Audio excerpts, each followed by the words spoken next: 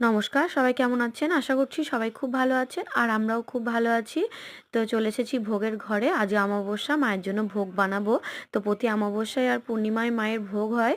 তো ভোগের ঘরটা একটু অগোছালো হয়েছিল, গুছিয়ে নিলাম। আর এবার দুধটা বসিয়ে দিয়েছি, দুধটা ফুটে উঠেছে, এবার চালটা ধুয়ে দিয়ে দেবো। তো এই যে চালটা ধুয়ে দিয়ে দিলাম। আর এখন ফুটে উঠেছে বেশ চালটা। এখন খেজুরের গুড়টা দিয়ে পায়েসটা নামিয়ে নেব।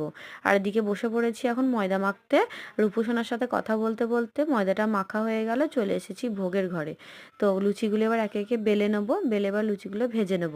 আর আজ প্রথমবার আমি ইউটিউব চ্যানেলে ভিডিও আপলোড করলাম। যদি ভিডিওটা ভালো লেগে থাকে অবশ্যই চ্যানেলটা সাবস্ক্রাইব করে দেবেন এবং ভিডিওটায় একটা লাইক দেবেন। তো এদিকে লুচি আমার ভাজা হয়ে গিয়েছে প্রায়। রূপসোনা আমার কাছেই আছে, বসে বসে খেলা করছে শিব ঘরে।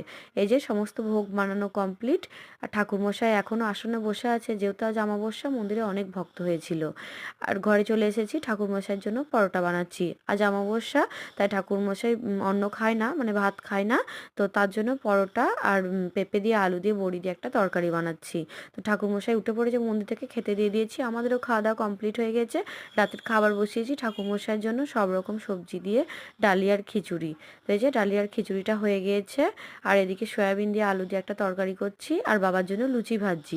বাবাকে খেতে দিয়ে এলাম, ঠাকুরমশাইকেও খেতে দিয়ে দিয়েছি। আর এখন আমরা সবাই মিলে বসে পড়েছি খেতে। টাটা।